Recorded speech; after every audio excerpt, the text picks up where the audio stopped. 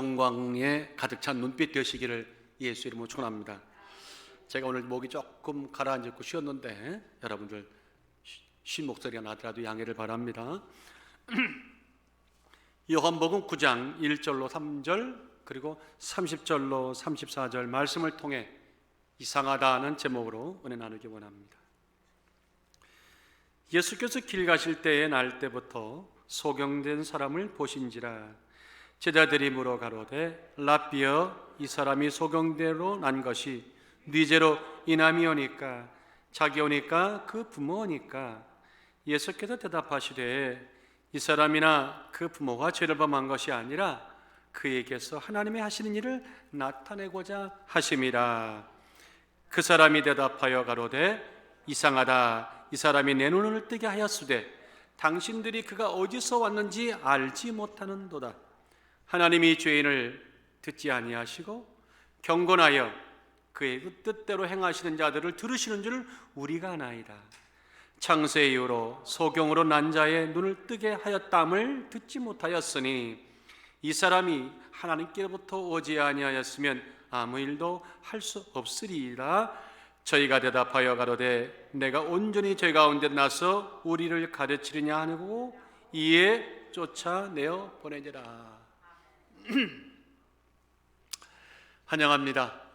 오늘 가정에 계신 분들 또 뉴스 채플에 계신 분들 또 펠로십에 계신 분들 이곳에 계신 분들 주의 영광 안에서 환영합니다.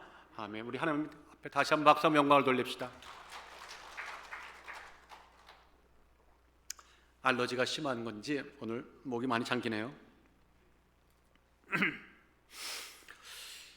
그리스도인이 가장 사랑하는 영국이라고 하는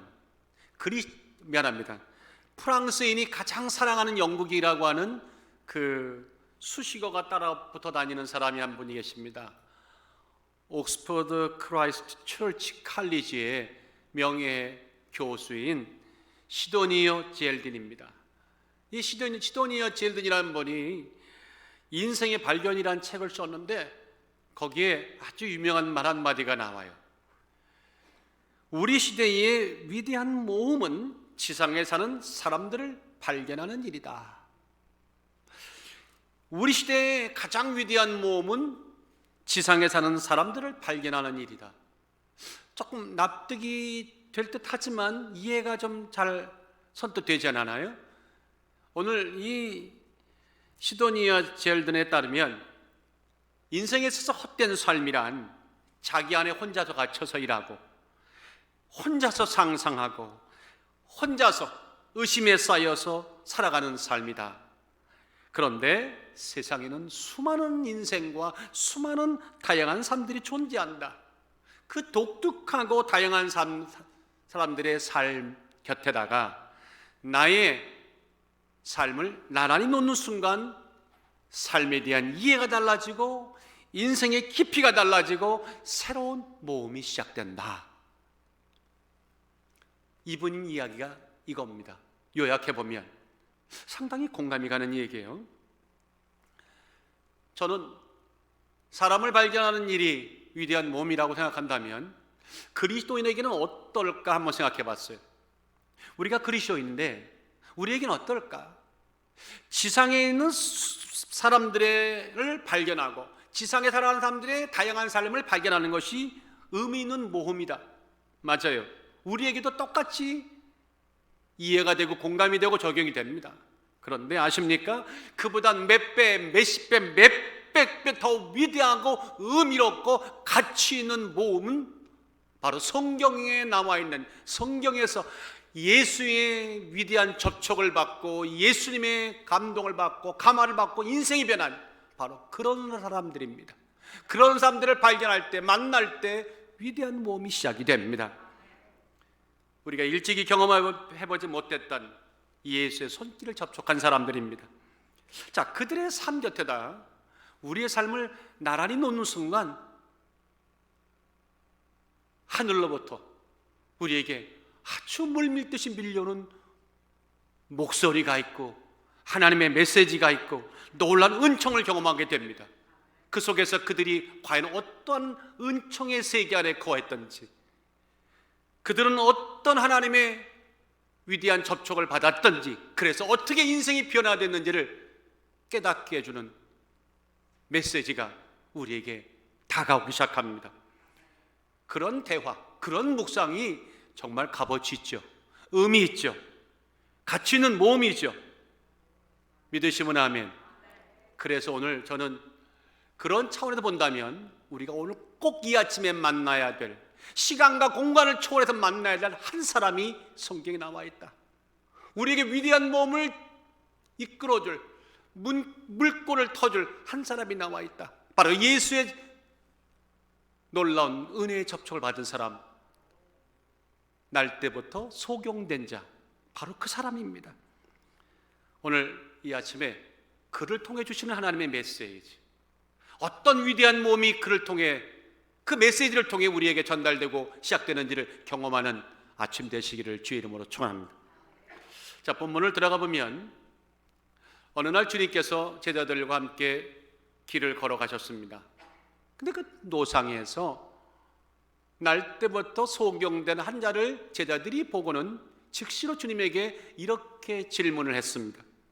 예수님, 이 사람이 소경된 것이, 날 때부터 소경된 것이 누구의 죄입니까? 자기 죄입니까? 부모의 죄입니까? 난데없이 던지는 이 질문에 주님이 제자들을 보시고는 전혀 다른 답변을 주십니다. 한번 따라 하십시다. 하나님의 영광을 드러내고자 함이라. 난데없는 질문에 뜻밖의 대답이 주어졌습니다. 그리고 주님이 그 소경을 고쳐주셨습니다.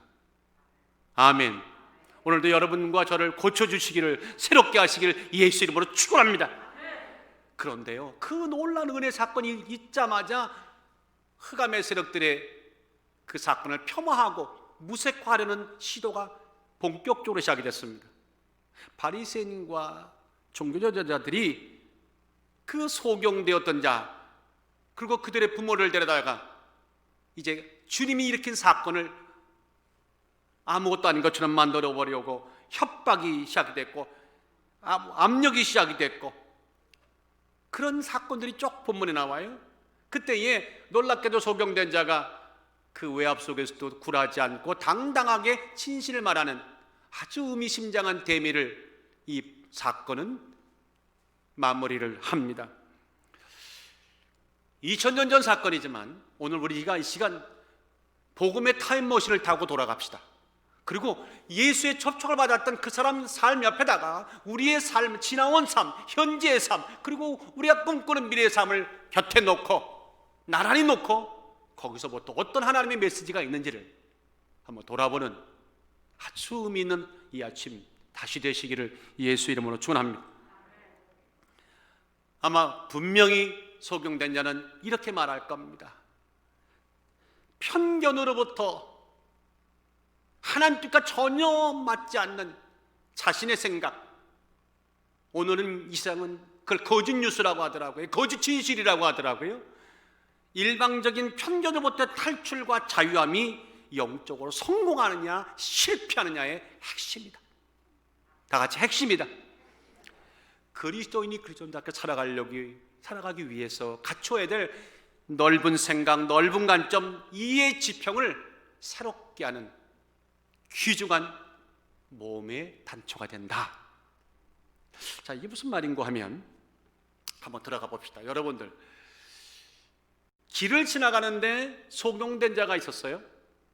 성경은 날 때부터 선천적 소경이라고 말합니다. 자, 그를 보자마자 제자들이, 제가 방금 말씀을 드렸지만 던졌던 질문이 뭐였어요? 이 사람이 날 때부터 이게 소경된 게 누구의 죄입니까? 라고 물었죠.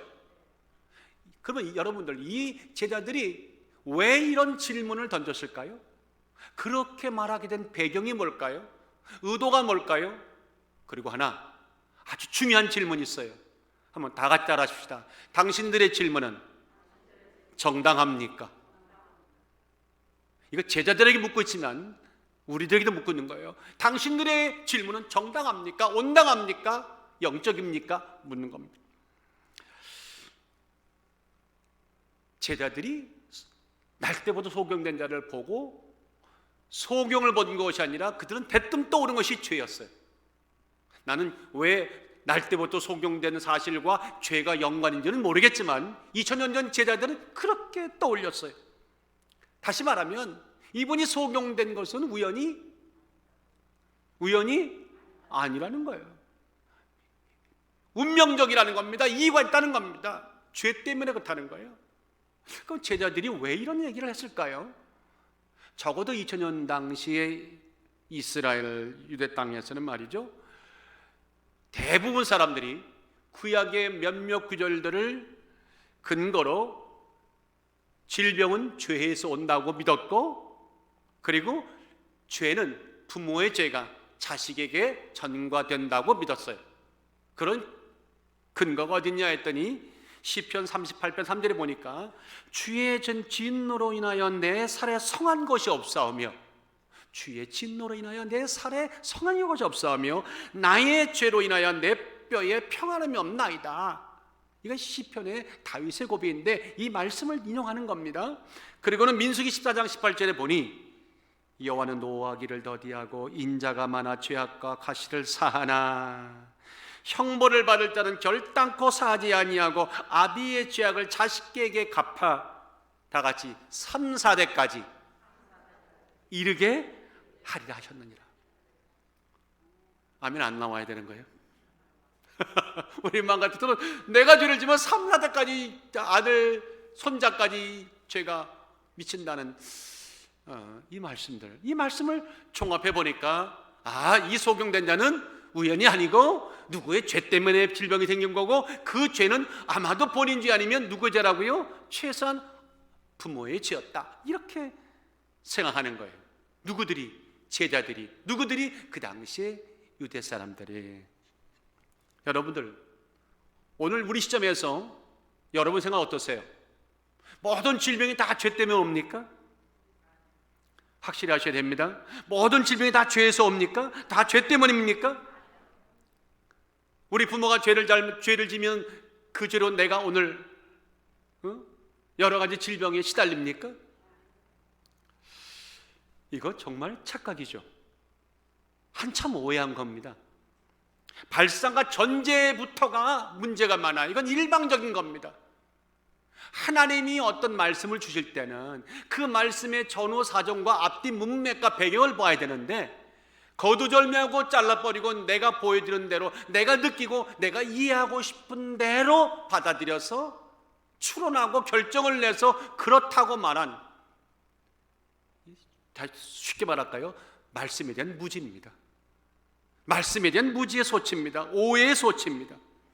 자, 여러분들 질병 때문에 아프다고 하면 여러분들 아픈 것도 서러운데, 병들어 아픈 것도 서러운데 이거 뭐 감당이나 하실 수 있겠어요? 죄인 논쟁까지 불러일으킬 거 아닙니까? 한번 따라 합시다. 아플 때 아프다고 말도 못하고 소가리를 해야 된다. 근데도 지금도 여러분들 그래요. 목사님이 아프다고 하면 하나님이 무슨 죄를 치신 것 같아.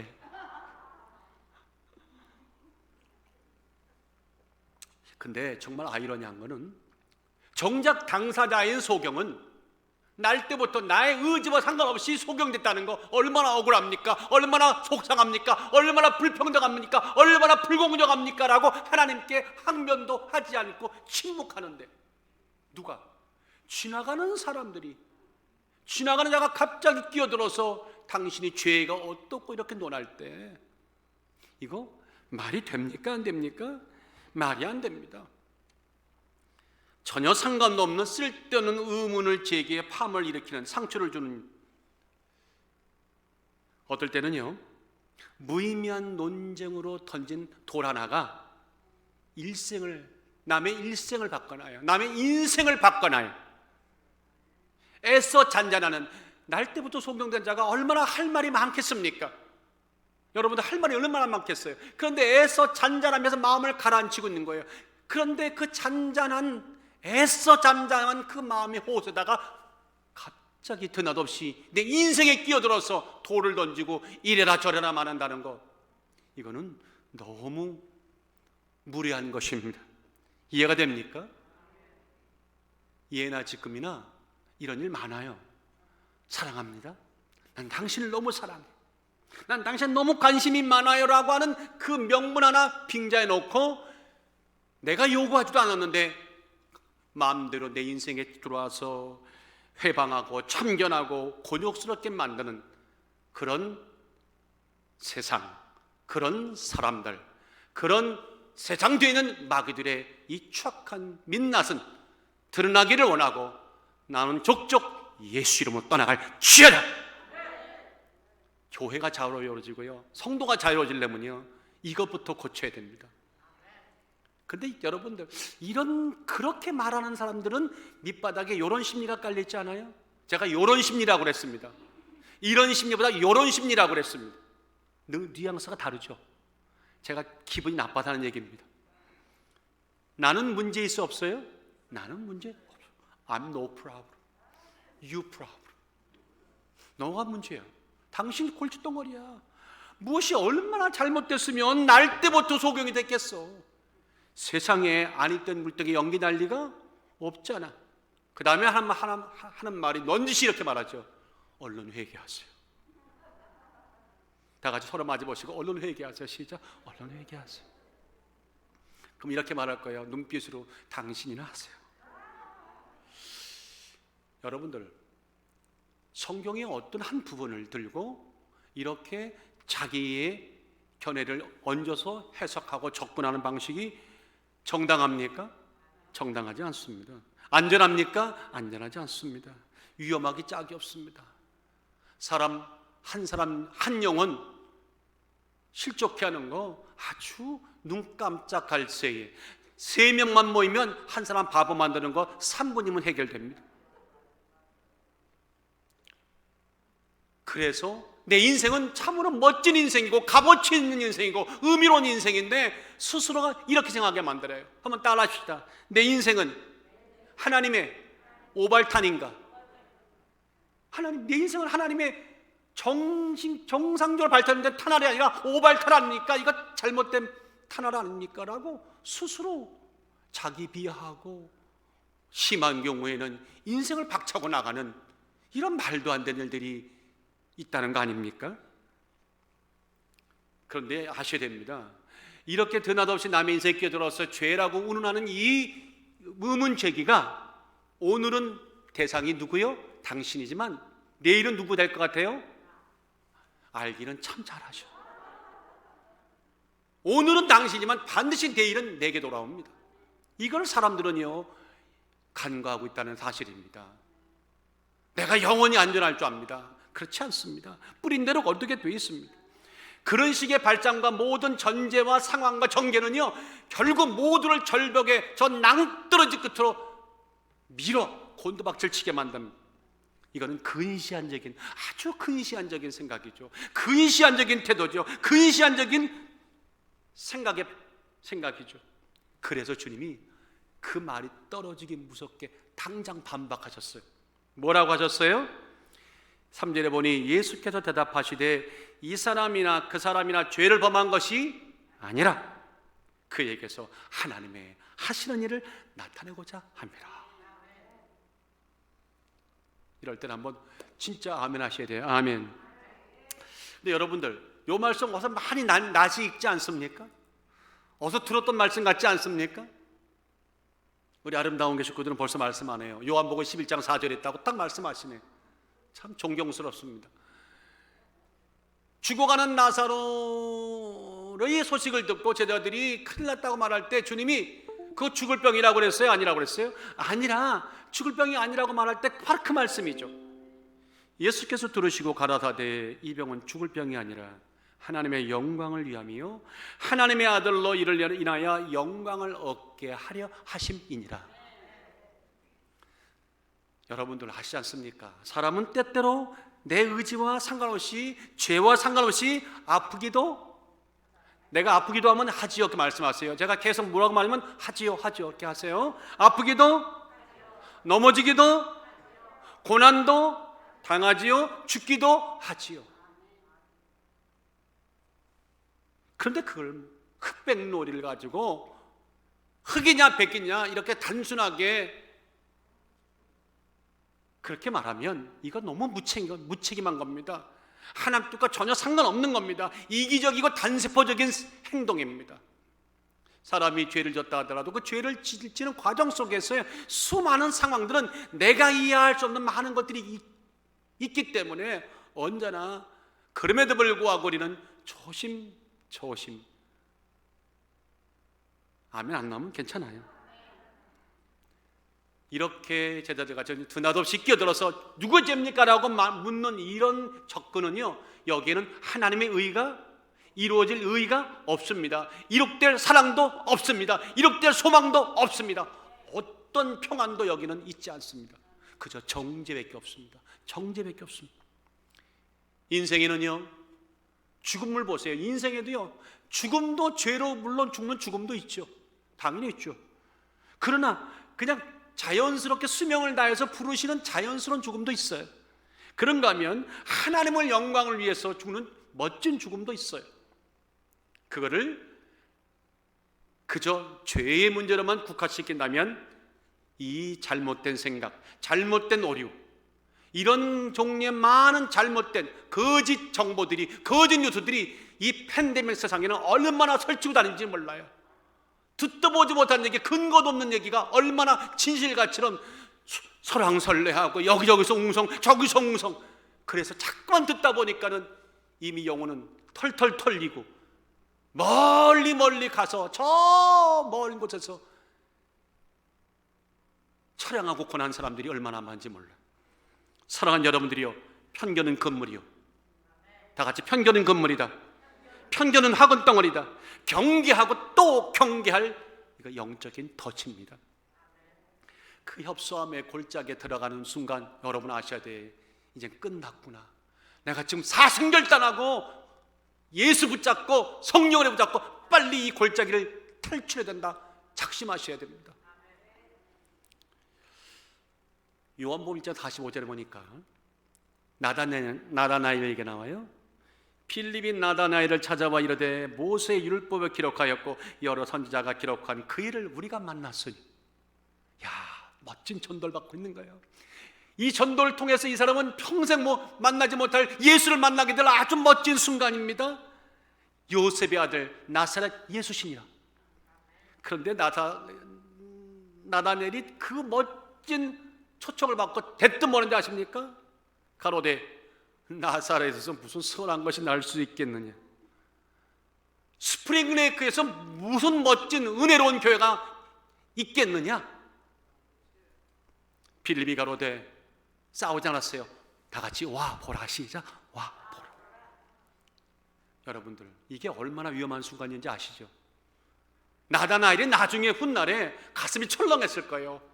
평생 영원토록 누구는 보고 싶어도 못 보는, 우리들은 직접 예수를 대면하고 싶어도 못 보는 그런 은혜를 직접 초청을 받고 만날 수 있는 기회를 한꺼번에 자기 생각이라고, 나사렛이라고 하는 그 생각에 견주어서 다 날릴 뻔했잖아요. 이게 얼마나 위험한 거예요. 그래서 여러분들 편견이라고 하는 거 참 보이면 아주 그냥 똘똘 그냥 꼭꼭 묶고 싶은데 보여요, 안 보여요? 안 보이더라고. 근데 존재합니다. 그래서 우리는 그것을 가리켜 나는 이렇게 말하고 싶어요. 영혼의 시한폭탄이다. 시간 되면 터져요. 주님이 이런 일방주의적인 이 제자들의 생각, 아니 그 당시에 많은 사람들의 생각, 아니 2000년을 뛰어넘어서 우리도 이런 식의 많은 환경과 상황에 놓일 때 이런 우리들을 위해 예수님이 아주 특별한 행동을 하셨습니다. 5절과 6절 다 같이 한번 읽어볼까요? 시작. 내가 세상에 있는 동안에는 세상의 빛이로라. 이 말씀을 하시고 땅에 침을 뱉어 진흙을 이겨 그의 눈에 바르시고. 아멘 하시네요. 나는 아멘 하고 싶지 않아요. 이거 여러분들 병을 고치는 모습이 너무 특별하지 않아요? 조용하게 냄새가 나네요. 시작. 냄새가 나네요. 평소에 주님은요 말씀으로 고치셨잖아요. 귀신 말씀으로 쫓아냈잖아요. 근데 그날따라 침을 턱 뱉어갖고 거기다 흙을 이어가지고 눈에다 턱하니 붙여주는 이 모습, 상당히 영 모양새가 빠지지 않았습니다. 아, 치매에 무슨 예수님의 치매에 능력이 있구나, 그렇게 생각하십니까? 이게 만약에 진짜로 그렇다면 암 환자들은 가래침 뱉어가지고 갖다 붙여야 돼. 여러분들, 도대체 예수님이 왜 이런 낯선 행동을 하실까요? 정답은 왜 그랬을까요? 저는 압니다.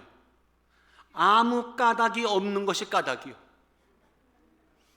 아무 까닭이 없는 것이 까닭이요. 아무 이유가 없는 것이 이유요. 그런데 굳이 이유가 있다면 네 생각 깨기. 다 같이 내 생각 깨기. 시작. 내 생각 깨기. 그러려니 하는 생각 깨기. 제가 목회를 하면서요, 늘 경험하는 게 하나 있어요. 어떤 날 이렇게 기도를 할 때, 기도를 해달라고 해서 참 조용히 하면 참 그런 날이 있잖아요. 그런데 돌아서는 얼굴 보면 뭔가 좀 덜 온 것 같은 느낌이야. 그러나 제가 막 지금 침 튀기면 안 되니까 거울 들고 막 뜨겁게 막 기도하면 얼굴이 뭔가 한층 받을 거 받았다는 느낌이에요. 이거 편견이에요. 이거 다 편견인 거 아시죠? 조용히 하나 크게 하나 우리가 아니에요. 하나님이 그때 원하시면 하나님이 부어주시는 거잖아요. 이 근거 없는 주장, 근거 없는 것이, 근거 없는 생각 깨기가 바로 주님이 왜 침을 발랐냐, 뱉어가지고 이었냐고요? 아무 뜻 없어. 너희들은 멋있게 해주길 원했겠지, 이렇게도 고칠 수 있다는 걸 보여주시는 거예요. 여러분들, 열왕기하 5장에 보니까 이런 말씀 있죠? 엘리사가 사자를 저에게 보내어 가로되 너는 가서 요단강에 이 몸을 7번 씻으라 내 살이 여전하여 깨끗하리라. 나아만이 노하여 물러가며 가로되 내 생각에는, 여기 나오잖아요, 내 생각에는 저가 내게로 와서 서서 그 하나님 여호와 이름을 부르고 상처 위에 손을 흔들어 문둥병을 고칠까 하였도다. 아니요, 갑자기 무슨 지금 요한복음 얘기하다가 왜 열왕기하 얘기하시냐고요? 그 이야기나 묻지도 말고 이거 어떤 말 들은 내용이네요. 묻지도 말고 따지도 말고 빨가벗고 요단강 7번 들어가서 입수해라는 말이나 진흙에다가 침 뱉어가지고 이기는 거나 똑같은 까닭이에요. 이유는 뭐예요? 까닭이 없는 게 까닭이에요. 그게 핵심이 아니라는 거예요. 와서 손을 흔들고 거룩하게 가운을 걸치고 축복기도 하고 낫게 하는 것, 그렇게 날 수 있지만 말씀의 대로 순종할 때 낫기도 해요. 내 생각 깨기, 내 편견 깨기, 그러려니 하는 편향된 생각, 한쪽으로 치우친 일방적인 생각 깨기, 이거 주님이 오늘 충격요법으로 죄송하지만은 침 발라가지고 하신 거예요. 이런 거 제대로 이해 못해가지고 예수님 됐다고 나도 침 발라가지고 갖다 붙이면 뺨 맞아요. 자기 생각, 자기 관념, 자기 잣대로 보는 세상이 얼마나 무서운지 아십니까? 여러분들 지금 한국의 뉴스를 들어보세요. 미국의 뉴스를 들어보세요. 여러분들 현명하신 분들이고 기도하신 분들이잖아요. 불과 몇 개월 전과 너무 달라져 있어요. 저는 제가 지금 정상이 아닌 것 같아요. 정상적인 생각으로 어떻게 이런 말을 할 수 있을까, 이런 행동을 할 수 있을까라는 것들이 그냥 아주 거침없이 정상인 것처럼 드러나고 거기에 추동 세력들이 있고 그거를 또 합리화하고 합법하는 이 모든 일들이 이 하루가 멀다고 일어나요. 이거 참 무서운 세상이에요. 이것이 내 잣대로 보는 세상이 얼마나 위험한지 아십니까? 얼마나 그것이 가치 없는지 아십니까? 주님이 오늘 이거 꾸짖고 계신 겁니다. 내 생각에는 이란 말이 얼마나 의미 없는지, 제멋대로인지, 하나님 뜻과 일하심에 위배가 되는지 방해가 되는지 제대로 알라는 거예요. 자, 같이 제대로 알자. 그래서 여러분들, 성숙해져 간다는 것은 다른 게 아닙니다. 말씀을 막 줄줄줄줄 외워가지고 어떤 분들은 그냥 성경 지식도 많은 분들이 있어요. 좋죠. 성경 지식 많으면 좋죠. 성경 말씀 줄줄이 외우면 좋죠. 근데 그게 핵심은 아니에요. 많이 아는 것이 핵심이 아니에요. 얼마나 제대로 아느냐가 핵심이에요. 얼마나 제대로 적용하느냐가 핵심이에요. 하나님 뜻과 상관없는 한편으로 치우친 지식, 한편 치우친 생각, 한편 치우친 모든 행동 양식은요 아무 의미 없어요. 그게 하나님 앞에 얼마나 무서운 행동인지 아십니까? 제가 보여드리겠습니다. 출애굽기 33장을 보면 금송아지, 무슨 송아지? 예, 우리가 좋아하는 금송아지요. 40일 주야를 십계명을 받고 율법을 받기 위해서 모세가 시내산 꼭대기에서 하나님과 금식하면서 독대하는 그때, 모세가 늦게 내려온다고 산 아래에서는 금송아지 만들어 놓고 이 금송아지가 너희를 애굽에서 인도한 신이었다고 난리를 법석을 떨었잖아요. 하나님이 너무 노하셔서 그들을 진멸하려고 하실 때 모세가 간곡히 중보기도하고 하나님을 말립니다. 그때 하나님 주신 말씀이 출애굽기 33장 3절에 이렇게 말합니다. 너희로 적과 거리를 흐르는 땅에 이르게 하려니와. 무슨 말이에요? 내가 너희들에게 가나안 땅 준다고 했으니 약속을 지키마. 나는 허언하는 하나님이 아니라 들어가게 하겠다. 그런데 나는 너희와 함께 올라가지 아니하리니. 주여, 왜 함께 안 가신다는 얘기입니까? 답이 나와요. 너희는 목이 곧은 백성인즉. 목이 곧은 백성이라 함께 못 가시겠대요. 근데 목이 곧은 것이 함께 목이 곧은 백성이 이유가 왜 함께 못 가시는데요? 그 다음에 나와요. 내가 중로에서 너희를 진멸할까 염려함이라. 자, 내가 너희들 이 악한 목이 곧은 너희들과 함께 가는 건 좋겠지만 거룩의 하나님 내가 죄를 못 보니 도중에 너희를 죽일 수밖에 없다는 거예요. 그래서 차마 그럴 수 없으니 나는 못 가겠고 너희들은 올라가라는 거예요. 여러분들, 이 말씀이 복일까요? 하나님의 이 가나안 땅 주신다는 게 복입니까? 핵심이 빠졌어요. 하나님이 안 계신 세상은요 그 어떤 곳도 천국이 아니에요. 여러분이 가야 할 천국에는 하나님이 계셔야 되는 겁니다. 하나님이 안 계시면 그 천국이 무슨 의미가 있어요? 지옥과 뭐가 달라요? 별반 다를 게 없어요. 하나님이 함께 하시고 하나님의 거룩한 임재와 빛이 있는 곳이 세상 천국입니다. 하나님의 벌만 있는 곳이 어디입니까? 지옥입니다. 하나님은 가나안이 무슨 가치가 있어요? 두렵기 짝이 없는 이 하나님의 작정하심. 왜 그랬다고 그랬어요? 목이 곧았대요. 목이 곧다는 이야기, 다 같이 카시에 오레프. 카시에 오레프라고 하는 히브리 말인데요, 카시에란 말은 뻣뻣하다는 말이고 오레프란 말은 목이란 말이에요. 넥. 그러면 이 카시란 말이 목이 곧다? 제가 얼마 전에 새벽기도에 이 말씀 전했어요.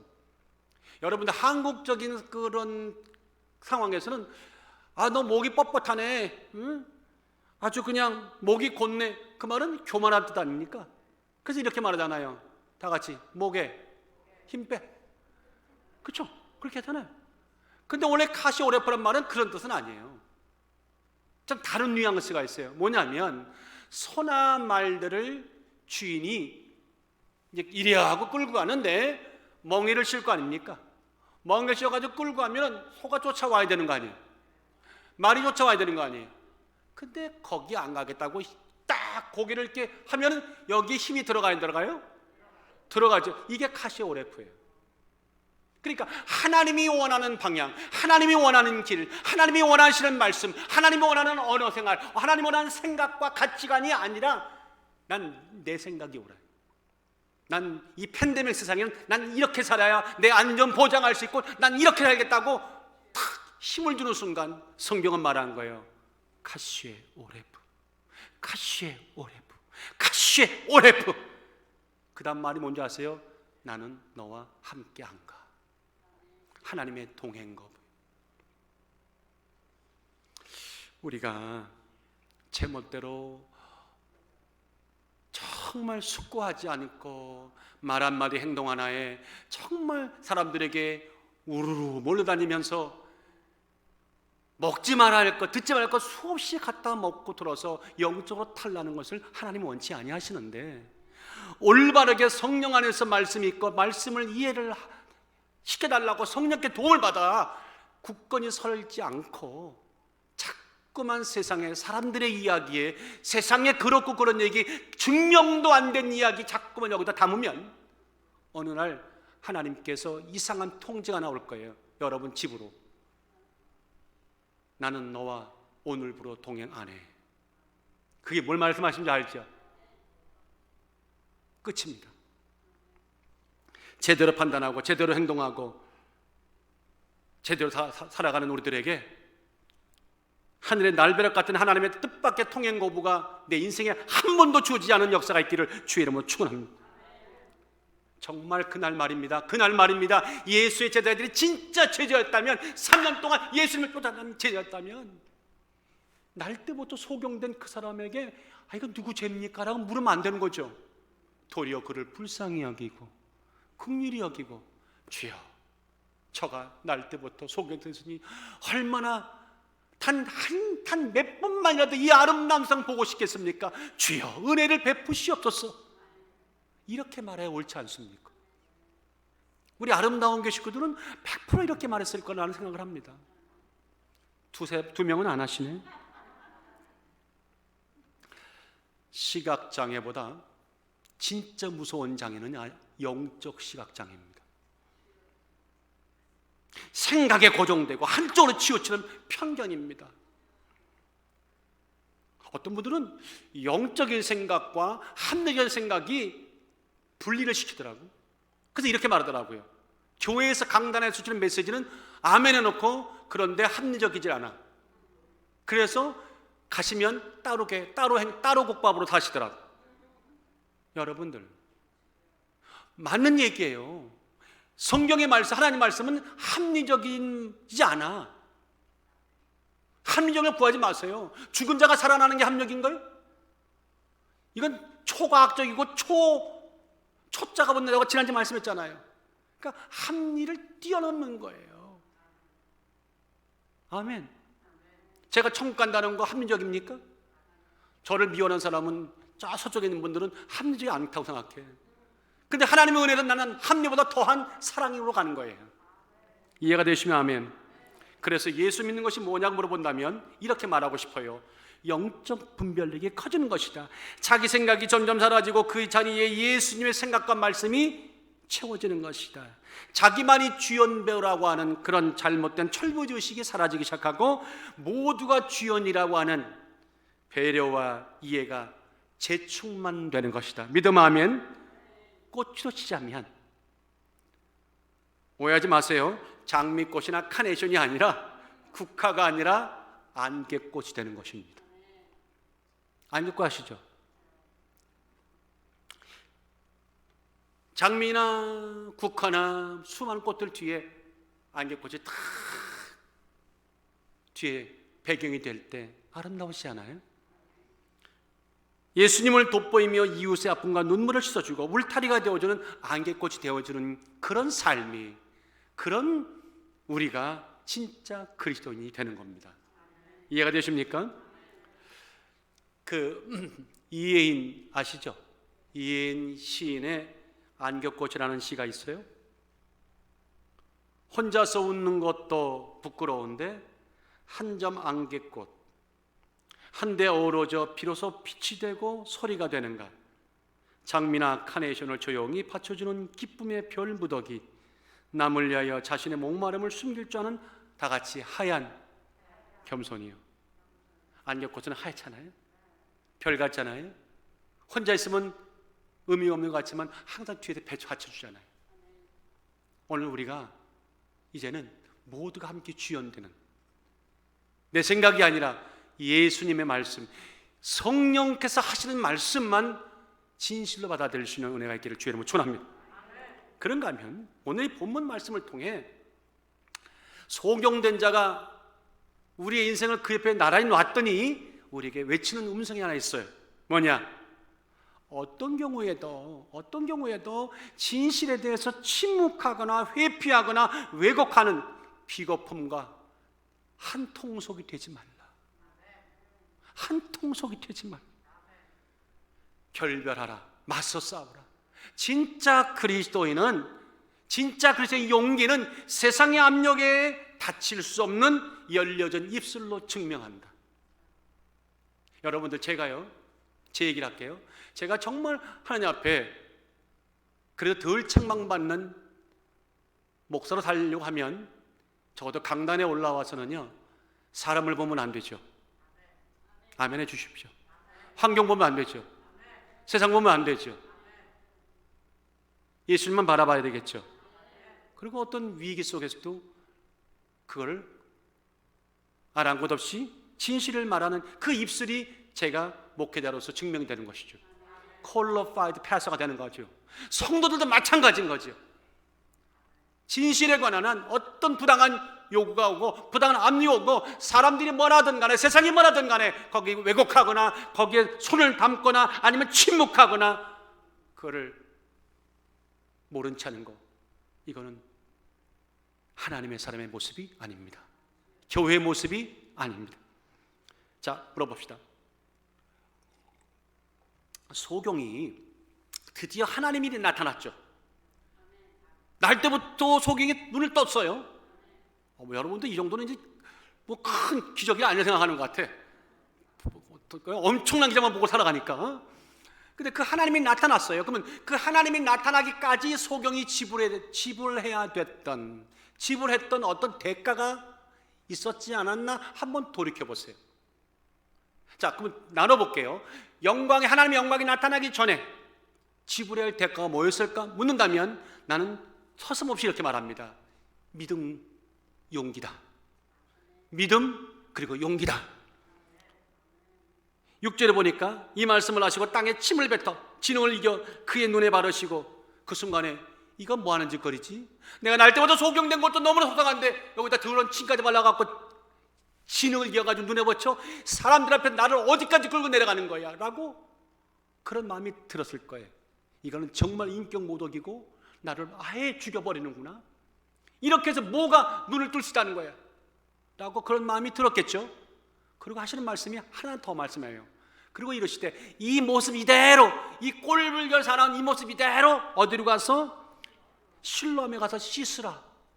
가는 도중에 들어야 될 여러분들이 생각하는 그런 많은 이야기들 다 감수하고 가는 거, 이거 쉽지 않죠. 우리는 이걸 믿음이라고 말합니다. 용기라고 말합니다. 답은 뭐예요? 씻으라 하시니 이에 가서 씻고 밝은 눈으로 돌아왔더라. 아멘. 그러면 하나님의 영광이 이제 나타나기는 그래요. 그럼 하나님의 영광이 나타나도 눈이 떴어요. 그러고 나면 그가 지불해야 할 대가가 없었을까요?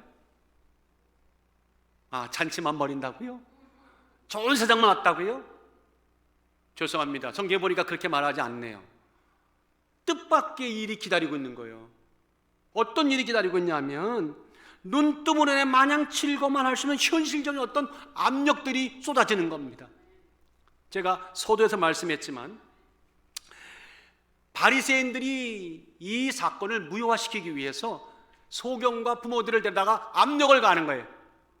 이게 예수가 고친 사건이 아니라 일어났다 하더라도 우연이라고 말하는 그런 무건중의 압력이 쏟아지는 거예요. 16절 볼까요? 바리새인 중에 혹은 말하되 이 사람, 즉 예수님이죠. 예수님이 안식일을 지키지 아니하니 하나님께로 온 자가 아니라 하며, 혹은 말하되 죄인으로서 어떻게 이런 표적을 행하겠느냐 하여 피차 쟁론이 되었더라. 정리되었더니 그 다음에 문제예요. 지네끼리 싸우는 건 괜찮아요. 이 소경된 자를 불러왔어요. 그리고 묻되 그 사람이 내 눈을 뜨게 하였느냐? 너는 그를 어떤 사람이라 하느냐? 다 같이 대답하되 선지자니이다. 분명히 얘기했지 않습니까? 예수는 죄인이라고 말했습니다. 안식일 어쩌다고, 이건 문제가 안 된 문제라고 지금 말하는데 어떻게 눈을 떴냐 했더니 예수님이 선지자라는 거예요. 여러분들, 예수님의 기적을 무효하려는 바리새인들의 아주 사악한 압력과 왜곡의 노골적으로 전개되는 그 순간에 그 진실을 예라고 말하는 순간 모든 것이 다 잃어버릴 수 있어요. 왜? 그들은 그 당시에 사회적으로 막강한 힘과 막강한 영향력이 있는 그런 사람들이 있죠. 그런 사람들이었습니다. 노골적인 부당한 푸시와 잘못됨에 대해서 감히 노라고 맞서기에는 그들은 너무 큰 사람들입니다. 어마어마한 사람들입니다. 오죽하면 그런 사람들이 불러다 놓고 자기가 만든 어떤 시나리오를 싹 건네주면서 눈살 한번 찌푸리면 미리미리 알아서 기는 게 정말 추악한 이 세상의 단면 아닙니까? 이게 제 말이 거짓 같아요? 소경의 부모를 불러다가 하는 말을 들어보니까 실제로 나타나지 않습니까? 18절에 보세요. 유대인들이 저가 소경이 있다가 보게 된 것을 믿지 아니하고 그 부모를 불러 묻되 이는 너희 말에 소경으로 낳았다 하는 너희 아들이냐? 하고 물었어요. 그랬더니 그러면 지금 어떻게 되어 보느냐? 물었어요. 그 부모가 대답하여 가로되 이가 우리 아들인 것과 소경으로 난 것을 알아이다. 그가 내 아들인 건 맞고요, 소경 난 건 맞습니다. 그 다음에 다 같이 그러나 시작. 그러나 지금 어떻게 되어 보는지 또는 누가 그 눈을 뜨게 하였는지는 우리는 알지 못한대요. 저에게 뭐라고요? 물어보시오. 저가 장성하였으니 자기 일을 말하리이다. 지금 말을 하고 싶은데 하면 당장 어림이 오는 거예요. 왜요? 그 다음에 나오잖아요. 그 부모가 이렇게 말한 것은 이미 유대인들이 누구든지 예수를 그리스도라 시인하는 자는 출교하기로 결의하였으므로 저희를 뭐함이라? 무서워하였습니다. 그래요. 예수가 고쳤어요. 예수님이 고치셨어요. 할렐루야 하는 순간 사회 매장입니다.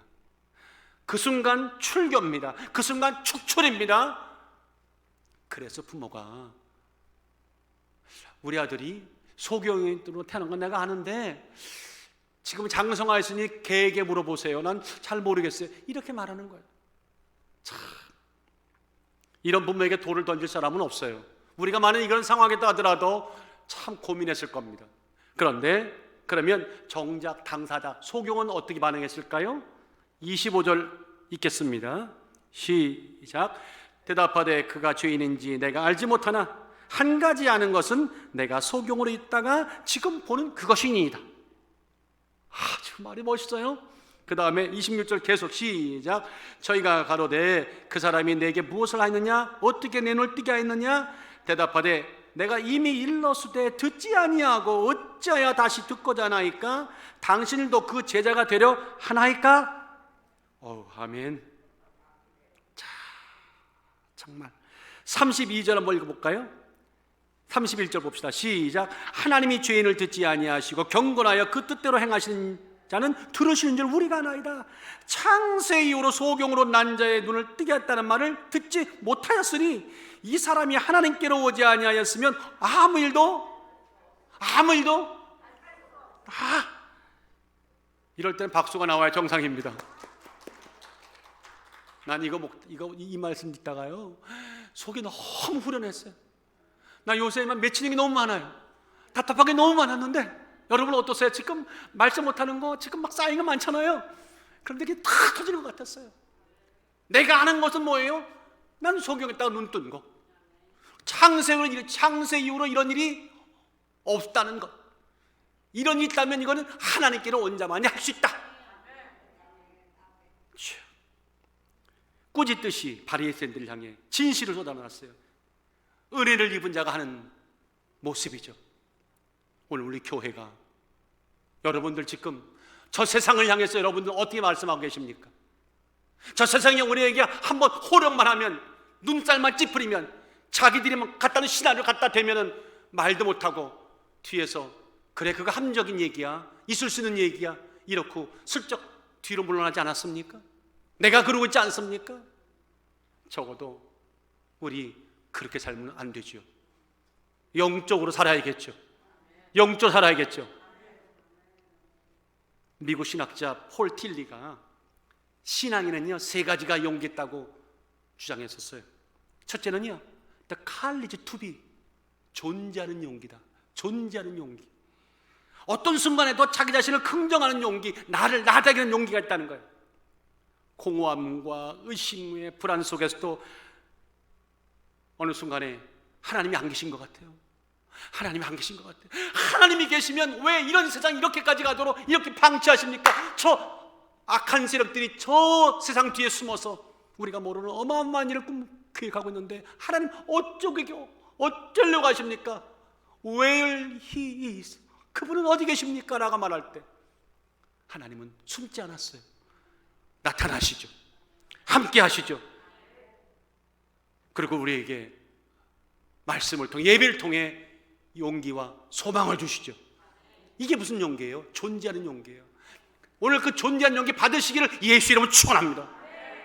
그런 용기가 있는가 하면 Courage Despair, 절망의 용기라는 것이 있어요. 말이 참 아이러니해요. 절망의 용이다. 절망하는 용기, 그냥 절망이 아니에요. 우리가 죄를 졌을 때, 하나님이 죄를 깨닫게 될 때 변명하지 않고 있는 그대로 솔직히 회개하고 고백하는 그런 멋진 절망의 용기가 우리에게 있다는 거예요. 사울과 다윗의 차이가 뭐였어요? 사울은 잘못을 했을 때 끝까지 절망의 용기 가동시키지 않았습니다. 다윗은, 가령 예를 든다면 나단이 네가 우리아의 처 밧세바를 범하지 않았느냐, 너의 수아를 죽이지 않았냐 말 때 그게 아니고요, 내 막은 이렇고요, 제가 안 하려고 했는데요, 이런 말 안 했습니다. 앉아서 철저하게 얘기했습니다. 따라하십시다. 절망의 용기. 그런가 하면 수용의 용기라는 것이 있어요. The courage to be accepted. 수용받는 용기. 하나님이 나 같은 부족한 사람, 하나님 나를 받아주신다. 하나님 나를 받아주십니다. 하나님 우리를 받아주십니다. 그런가 하면, 그래서 우리는 나를 위한 원수까지도 지금은 안 되지만 하나님의 은혜가 주어지는 은혜 안에서 주여 하고, 내가 주께서 나를 용서한 것 같이 나도 그들을 용서하겠다는 용기가 생긴 거죠. 이걸 무슨 용기라고요? 수용의 용기. 오늘 여러분들에게 묻습니다. 저에게 묻습니다. 우리에게 이런 용기가 있습니까? 지금 아직도 살아 있습니까? 아직도 유효합니까? 아멘. 신앙은 형식의 문제가 아닙니다. 본질의 문제죠. 폼 잡는 문제가 아닙니다. 폼을 안 잡고 무너지는 문제입니다. 빛깔이 바뀌고 맛이 바뀌고 용도가 바뀌는 완전한 본질의 변화의 문제죠. 그래서 용기가 필수다. 다 같이 용기가 필수다. 서로 한번 살짝 보세요. 눈빛들이 지금 어떤 눈빛인지, 다 죽어가시는 눈빛인지, 막 어떤 끓어온 용기가 넘치는 눈빛인지 한 번만 딱 1초 드릴게요. 보죠. 이제까지는 안 그랬지만 지금부터 용기가 막 눈빛에서 막 용기가 끌어올리시면 다 같이 크게 아멘. 아멘. 하나님의 힘으로, 예수의 보혈로 하나님은 그런 용기 있는 자들과 함께 하시고 동행하시고 힘이 되어주시고, 세상에 아무리 하나님은 죽었다, 하나님의 앱센스, 부재를 말하지만 하나님은 부재하지 않습니다. 하나님은 동재하십니다. 하나님 동재하실 뿐만 아니라 하나님이 영재하십니다. 동행하시고 영원토록 존재하십니다. 오늘 그런 여러분들을, 오늘 이 본문의 말씀, 2000년 전에 한 소경된 자가 예수의 큰 은혜의 접촉을 받았습니다. 그 진실이 뭘까 우리는 궁금해서 나의 삶을 붙들고 복음이라고 하는 이 시간 공간을 초월하는 타임머신을 타고 그의 일생 옆에다가 내 인생을 갖다 놨더니 어제의 나의 모습과 오늘의 나의 모습과 내일의 나의 기다리는 모습을 갖다 놨더니 그는 이렇게 외치고 있었습니다. 어떤 경우에도 진실에 대해 그를 왜곡하려는 편견과 맞서 싸우라. 세상의 이야기가 중요한 것이 아니라 성경이 말하는 복음의 이야기가 중요하다. 세상 사람들의 얘기가 중요한 것이 아니라 하나님의 은혜를 받았던 사람들의 간증과 은혜와 복음, 주의 말씀이 중요하다. 여러분들, 참조할 것과 내 삶의 패러다임으로 가져올 것은 차이가 있는 것입니다. 왜곡하지 마시고 혼동되지 마시기를 주의 이름으로 축원합니다. 어떤 상황 속에서도 교회가 할 말을 하자. 다 같이 교회가 할 말은 하자. 시작. 교회가 할 말을 하자. 성도가 할 말은 하자. 네, 제가 할게요. 목사가 할 말은 강단에서 하는 겁니다. 장로님이 하실 말씀은 삶에서 하는 겁니다. 안수집사님들은 물론 직장과 현장에서 하는 겁니다. 권사님들은 기도로 하는 겁니다. 집사님들은 삶의 모습으로 내 있는 그대로 하는 것입니다. 주저하지 말고 오늘도 힘있게 승리합시다. 우리 함께 주님 앞에 박수를 한번 드립시다.